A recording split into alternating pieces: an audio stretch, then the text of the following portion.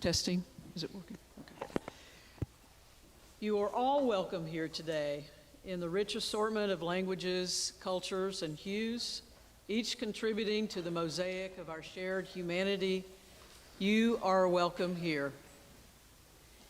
In the various ways you navigate and express your gender, in the authenticity of your self-expression, you are welcome here.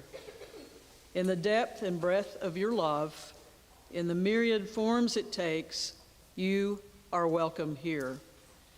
Whether your heart brims with laughter or weighs heavy with tears, in every emotion you bring to this sacred space, you are welcome here. So come, join us with open minds, loving hearts, and willing hands. Together, we embark on this journey of community and connection together. You are welcome here today. Everyone is encouraged to engage with our soul work materials found on the bookshelf at the rear of the sanctuary. Many folks of all ages find that busy hands make for a calm body and a focused mind. As we settle in, please remember to silence any electronic devices. If you're new here, we're glad you found us and hope that this community you may experience the warmth and the love of this congregation. If you'd like to learn more about us, you can find our newcomer form by scanning the QR code in the order of service, and we invite you to pick up a welcome bag, first-time visitors, from the credenza in the back on your way out. Please take note of the announcements printed in your order of service, and you can also scan the QR code to see a full list of announcements in this week's newsletter. And finally, you are invited to fill out the blue Joys and Sorrows slips in the baskets on your pews and drop them in the offering bag as it's passed by our ushers. So those of you on the interior end of the pews, if you would pass those down to other people that are sitting in your row if they would like to have a slip to fill out. I now invite the music of our choir to draw us deeper into this moment as we enter into worship together.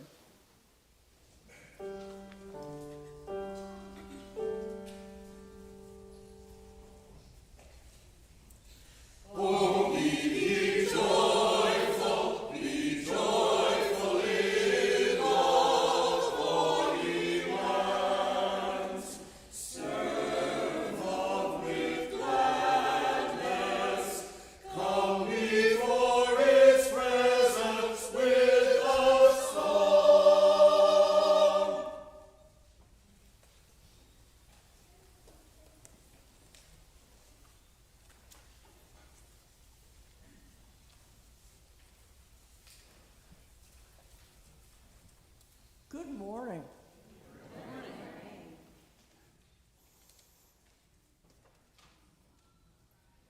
It's been a bit of a frenetic week and, well, morning too. For me, I ran a little late in my class this morning. I invite you to come check us out at 10 a.m. on just the first Sundays of each month, talking about the Unitarian Universalist principles and values, alive in response to the condition of the world, how they guide us in daily life, you in real life. My name is Lynn Hopkins. It is my great honor to serve this congregation as its interim minister. And the most important thing that I have to say today or any day is that all of who you are is welcome in this place. Leave nothing outside, every bit. Welcome in this house. I would like to invite you into this hour of worship with words from Frances Ellen Watkins Harper. You'll be hearing more from her this morning. We are all bound up together in one great bundle of humanity. Society cannot trample on the weakest and feeblest of its members without receiving the curse in its own soul. And now I invite you to speak with me the unison chalice lighting words, which are printed in your order of service. We light this chalice for the challenge of freedom, the goal of equality, and the warmth of unity. May all who gather here offer and find the blessings of acceptance, loving kindness, and a grateful heart.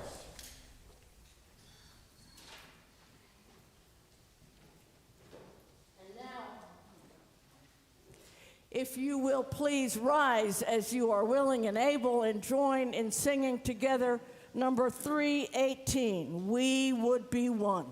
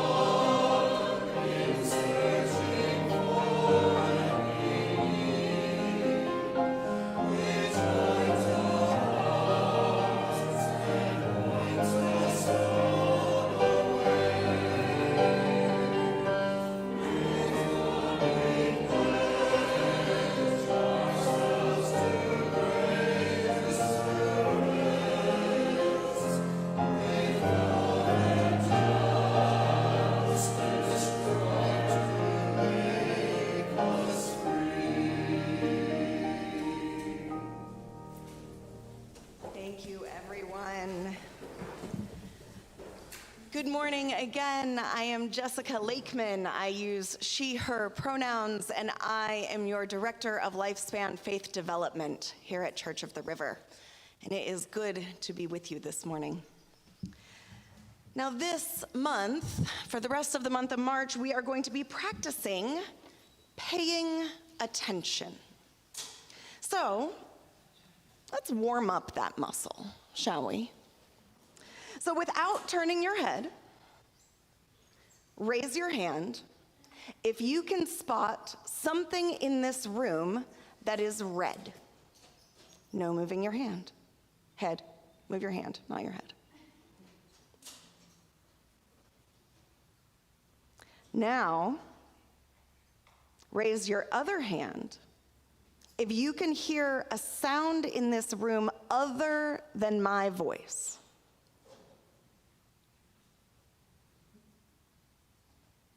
Nicely done. You didn't move. You didn't go anywhere, but you noticed. You tuned in a little more closely than we most often tend to do as we just go through life. That was paying attention with your eyes and your ears. So now, let's try paying attention with your heart. Show me a thumbs up if something I say sounds fair, equitable. Give me a thumbs down if it sounds unfair. Everyone gets a turn. Someone is told they can't sit in a certain place. The rules apply to everyone.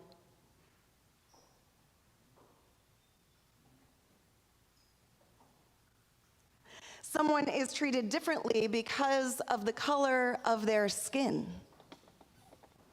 or their family, or who they love.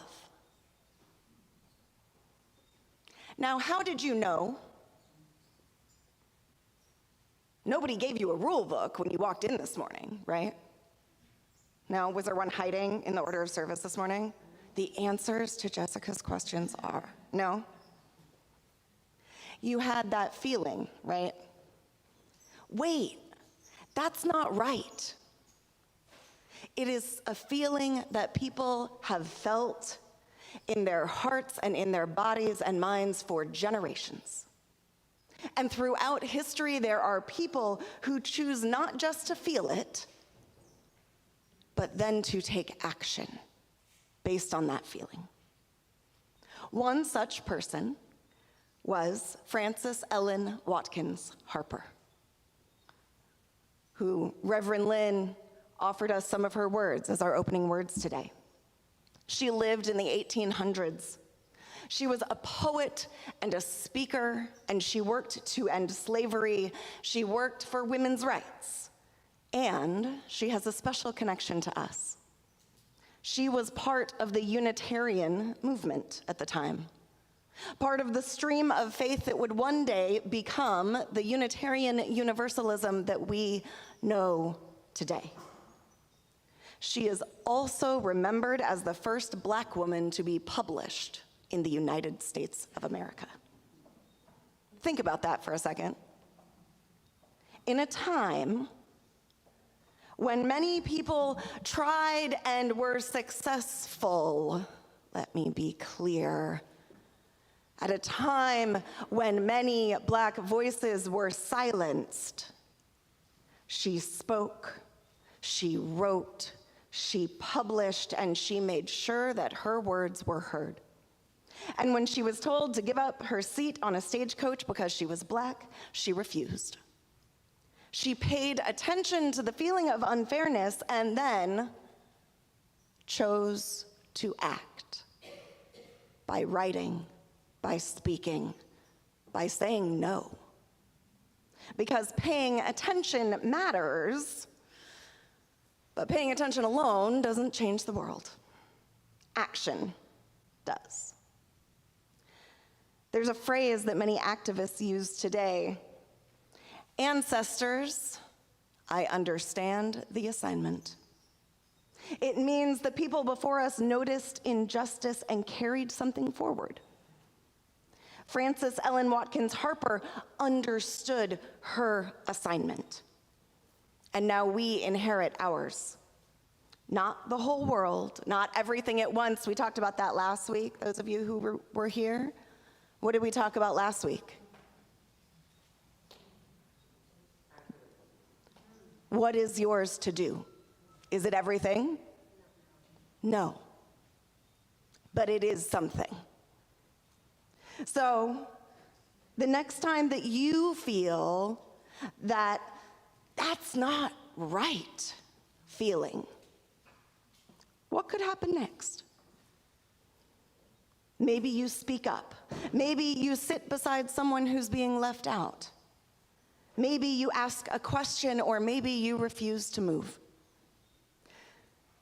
So I invite you now to take just a short moment and turn to someone near you, maybe a friend or a grown-up, and share one small action that someone could take when they notice that feeling that something is not fair, something is not right. What is one small thing someone could do? You had to actually turn and talk to each other now. That wasn't like a hypothetical. That was an actual turn around and find a human. What could you do? What could you do if someone does something you don't do?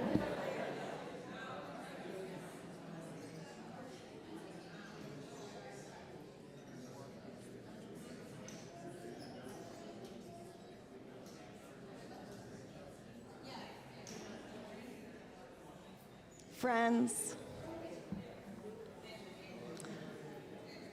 Oh, I love this. Y'all are talking. You're chatting. Friends, in our, oh, hi. In our Unitarian Universalist faith, we believe that love does something. A few weeks ago, I wore a t-shirt. I tried to find it this morning. It's red, and it says, "Love is an action word." Love pays attention. Love tells the truth. We believe in a love that moves.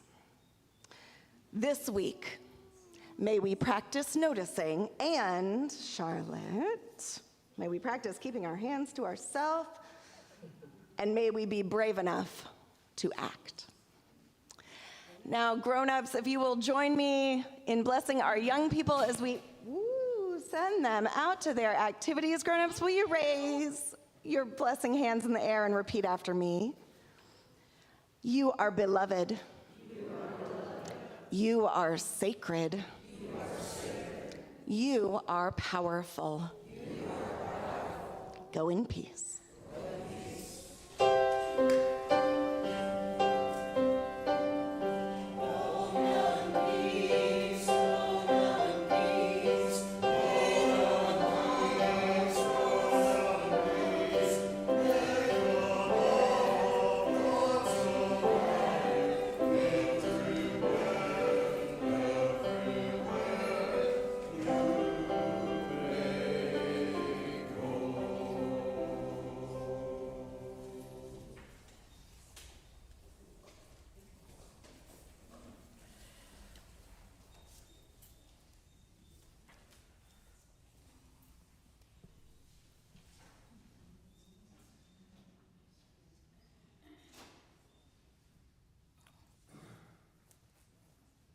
My reading today is again from Frances Ellen Watkins Harper.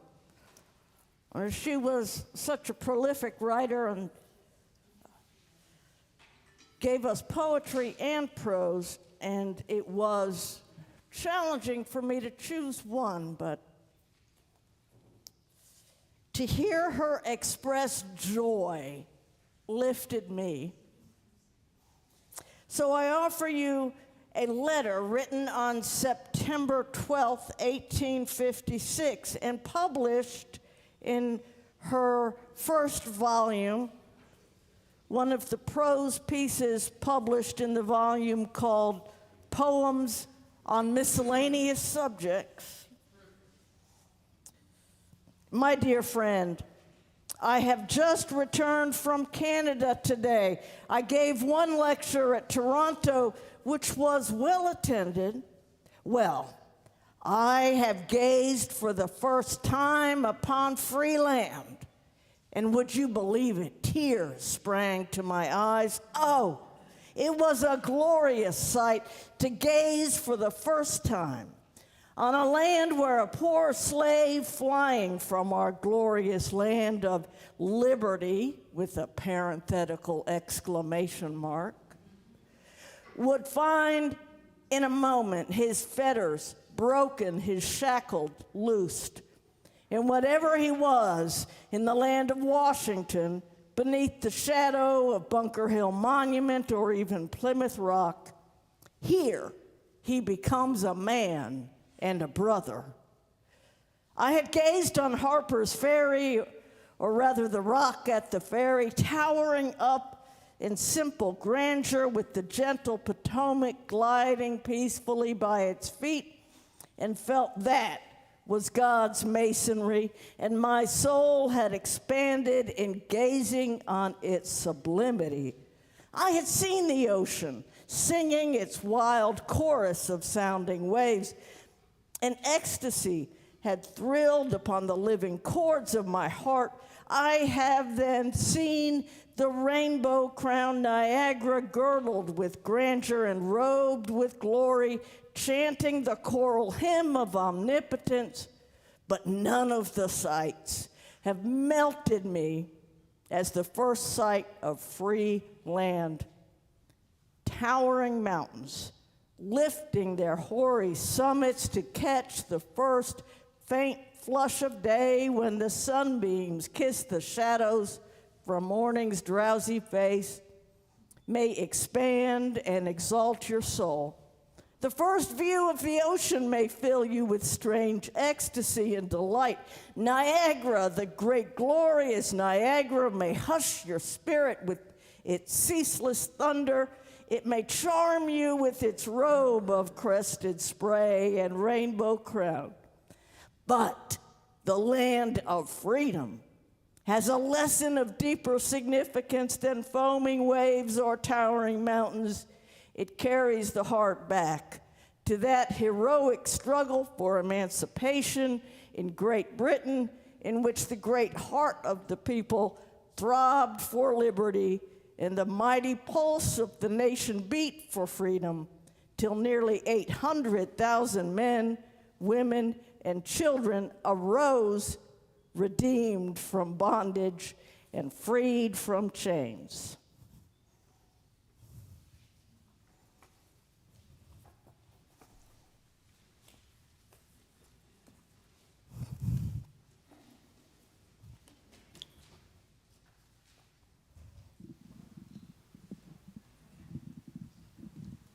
We will now take an offering that allows us to exercise that all-important generosity of spirit and to support this church and its many ministries. Donations may be made by scanning the QR code in your printed order of service. The gifts of the congregation and any joys and sorrow slips will now be most gratefully received and given. Thank you.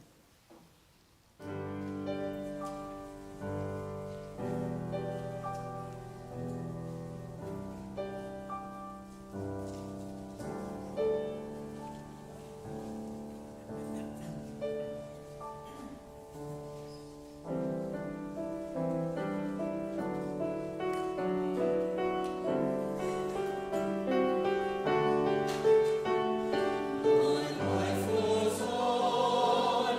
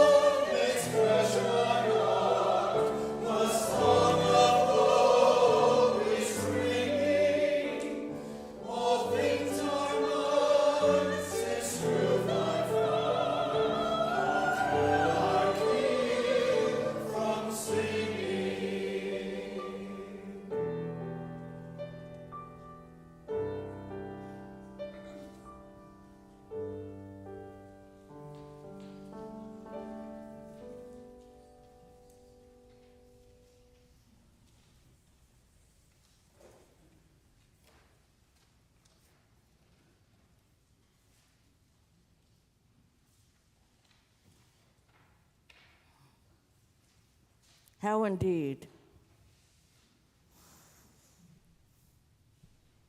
These are complicated times. But this is a moment that we set aside in our service to lift up and let go the things that we carry with us through the week. Yesterday brought some terrifying and difficult news as we apparently have initiated a war. I am grateful that my nephew, who was in Bahrain on service a short while ago, has since returned home before this has begun, but my heart is now extended in a new way to those who are there.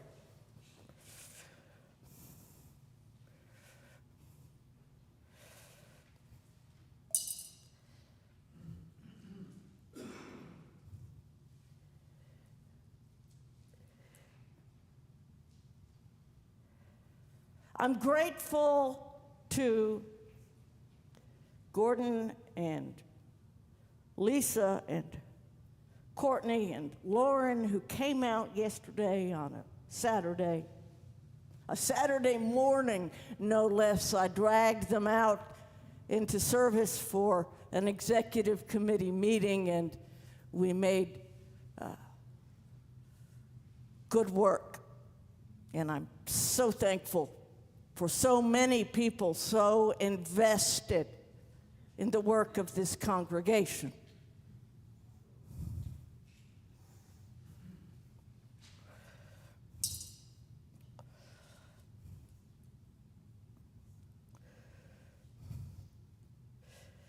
I lift up and concern my dear friend Thane, who faces a cancer diagnosis back home in Alabama.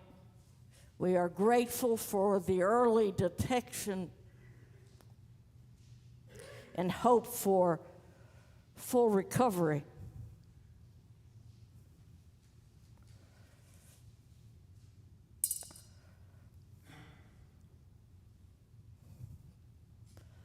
I offer up also the joy of Jess, who is grateful. I'm grateful that my partner and I moved back to Memphis. My partner's mother was diagnosed with breast cancer, and we've been able to take care of her this week while she recovers from her mastectomy. Family is complicated, but grateful to be in community and to be able to be there for her.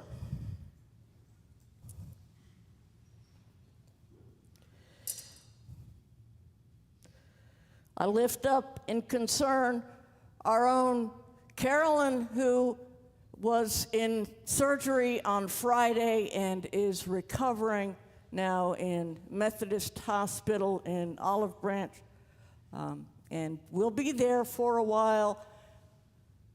We send our love and our concern and maybe some food. By all accounts, she has a wonderful surgeon whom she loves, but she is in a facility that is terribly understaffed and food that is absolutely inedible.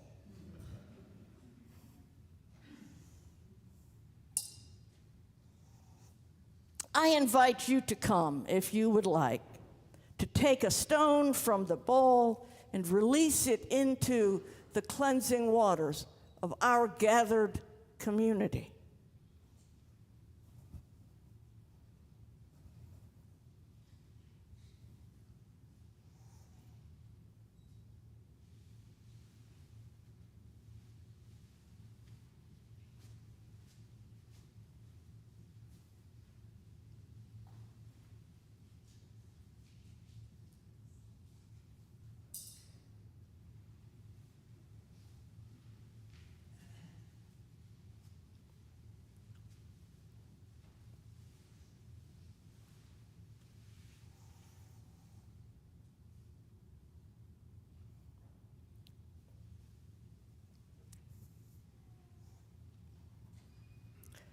If there is something that you carry this morning that you're not ready to bring, it would be my great honor to drop a stone on your behalf if you will indicate by raising a hand.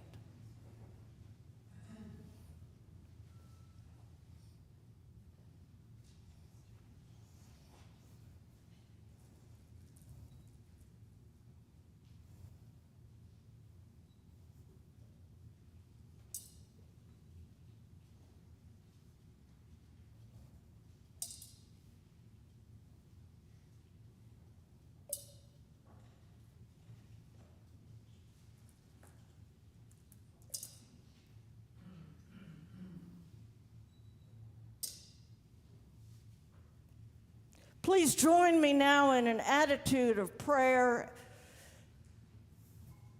as we open our hearts and minds and pay attention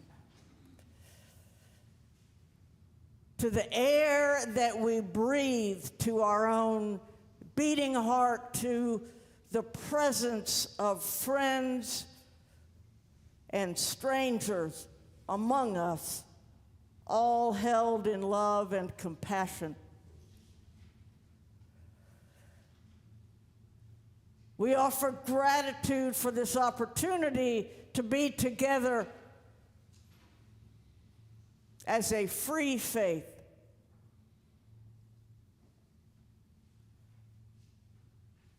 We offer compassion for those who suffer, whether it be in violence or illness or deprivation or fear, all of those who suffer in whatever way, including ourselves, we hold in our embrace. And we pledge ourselves to continue in the ways of love and justice, no matter the obstacle or opposition, relying on one another, trusting in what we know to be true. In thanks, in faith, and in courage, we pray. Amen. Please join me in singing together. It's number 123 in your gray hymnal. We remain seated as we sing Spirit of Life.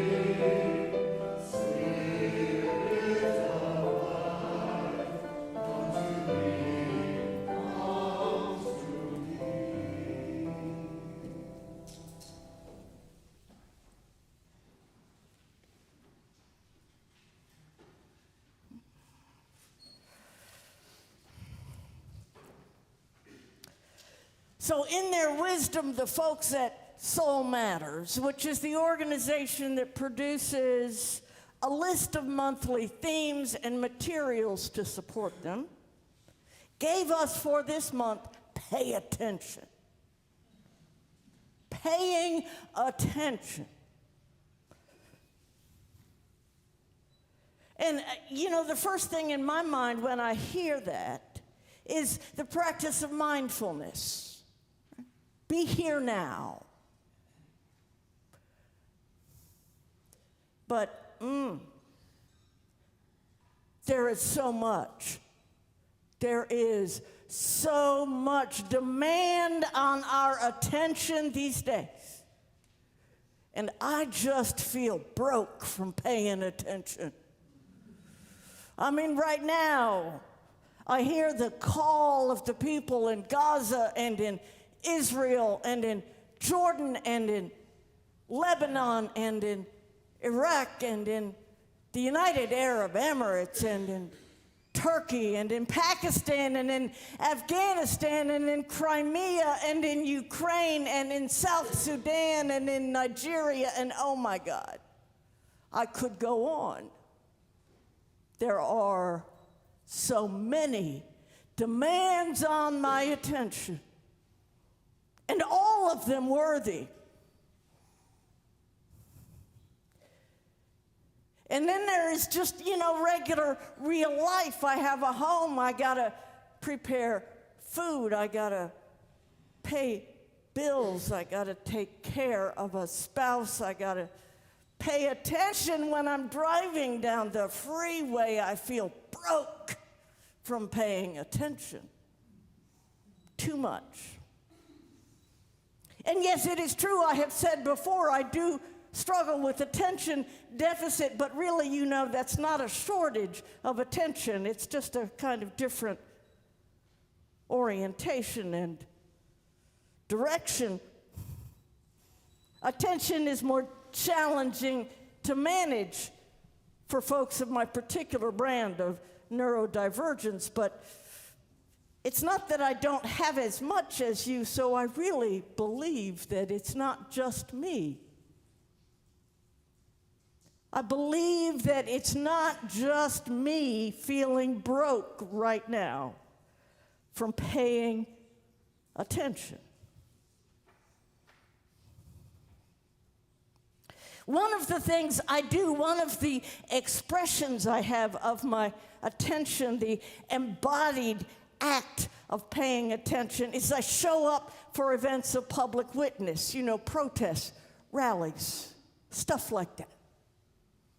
And I notice more and more these days, you heard Jessica mention the phrase, there is a popular t-shirt slogan, Ancestors, I understand the assignment.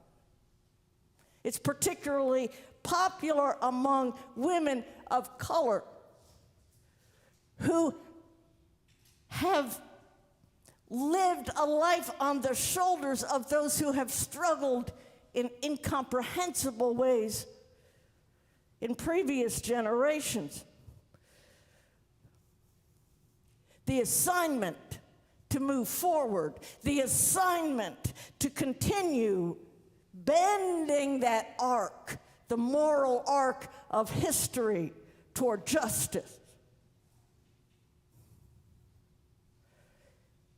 It is not ours to merely survive. To be sure, it is ours to survive, but more than that.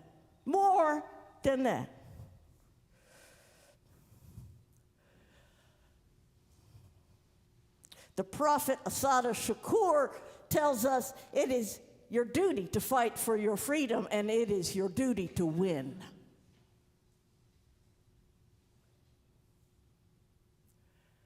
It is our duty. It is our assignment. And it is too easy for us, especially those of us living in such great privilege in this gorgeous space of worship, those of us who go home to plenty of food in the house, and the rent or the mortgage is paid, and the children are safe. It is easy for us to set aside the assignment, too much busyness, too much to pay attention to right now. There's so much going on. And we have an election coming, and I got to get ready for that, and I got to read about these people, and I got to figure out who to give money to, and I got church, I got committees, I got stuff to write and stuff to read, and so much to pay attention to, that the assignment is so easily set aside. You may know about me by now that I have a great love for Unitarian Universalist history, a particular love for the Unitarian Universalist history of those who have lived in the margins, those whose voices have been suppressed. We are, as I say, largely an affluent, white, highly privileged movement, and those are the voices that are dominant in our spaces and in our texts and in our hymnals. But you remember the 7 principles of Unitarian Universalism. The 4th principle calls us to that free and responsible search for truth and meaning, a quest, a never-ending quest to know and understand, maybe not to know,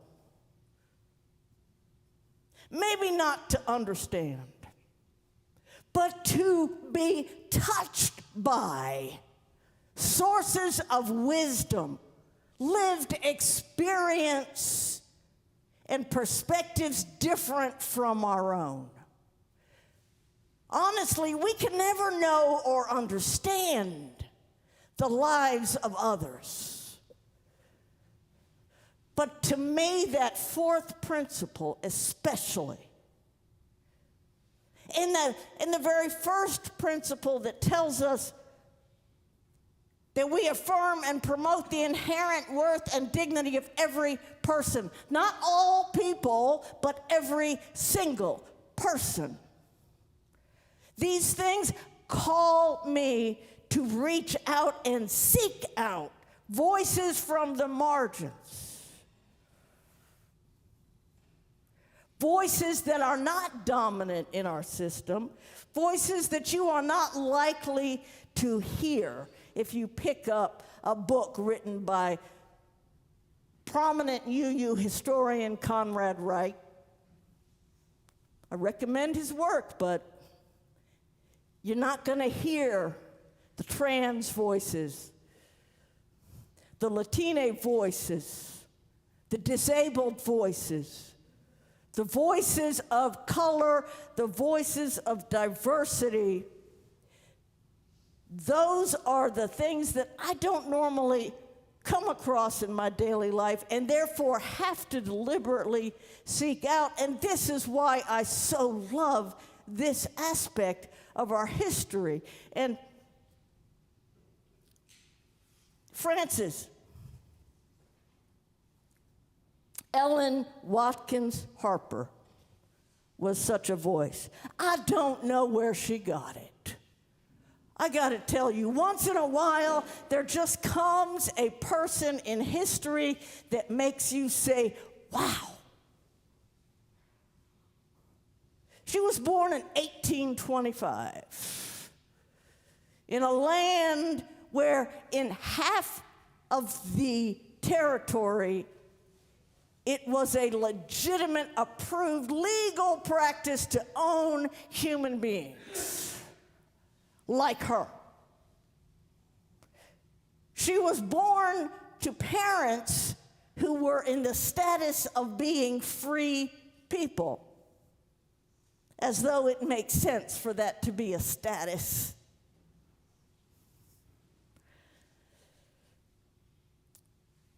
She grew up in Baltimore and was raised by an uncle who ran a school for black children, who was one of the early founders of the Underground Railroad. So, I mean, she came by this honestly. Her uncle was a powerful influence on her, and she went to work at age 13 as a domestic in a white family home, but it was a home full of books, and she took advantage of every moment that she could to read. She was a voracious reader and a brilliant mind. She was first published at 19 in a periodical. Her first book came out at age 21. She was a household name among the people who appreciated literature. A young black woman in the mid-19th century. She was vocal and active, not just against the practice of slavery, but also in favor of suffrage for women, of respect and appreciation for women. And she tended to be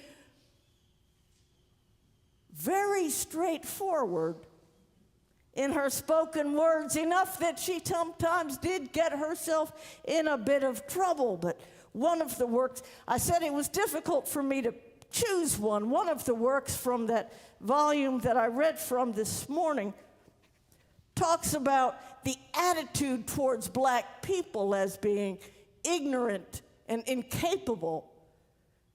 She said, of course people will be ignorant if you violently deprive them of opportunities for learning. You create the problem and then blame us for it.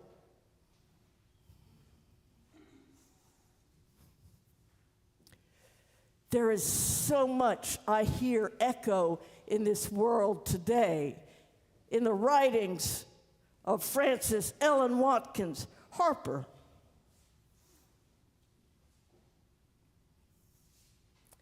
She was a poet, a novelist, a speaker.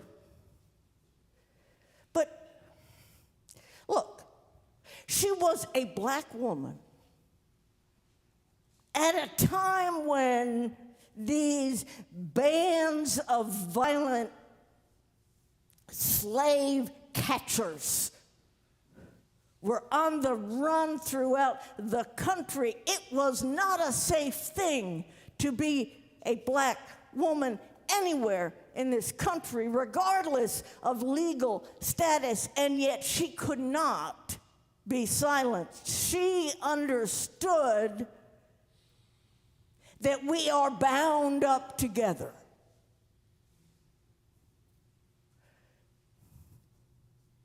This was an idea that, King built on and expanded in the proclamation that none of us is free until all of us are free. You can bet he read Frances Ellen Watkins Harper. He read a lot of Unitarians, and most of his most famous sayings can be traced back to our history. She was, in that moment, 19th century U.S.,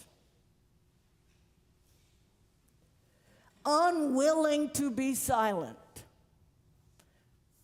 She had the privilege, the benefit of high intelligence, an enormous intellect, a capability to grasp and process information that is afforded to few of us, to take in what she saw and read and describe it in ways that were illuminating and compelling. We don't all have that particular capacity, but we all have capacity. We all have ways of using our power in this world to say, that is not okay, and I stand against it. To say, you are okay, and I stand with you. To say, life is sacred, human beings are sacred. and I will take my life and the luxuries and assets it has afforded me to move all of us forward, to break the fetters, to bring all of us, all this land, here and elsewhere, to bring all of this land into the land of the free. She had lived experience that gave her a vision of beloved community that wasn't a phrase yet, but she could paint a picture of it. And she was drawn towards it, and she understood what she could do to advance the cause. But more than that, she passed on to all of us the assignment to find the courage that is within us, to hold one another in compassion and encouragement, to care for ourselves and each other and our institutions, so that we can together move this world forward. May we too understand the assignment. Please, if you will, rise and join with me in singing number 347 from the gray hymnal, Gather the Spirit.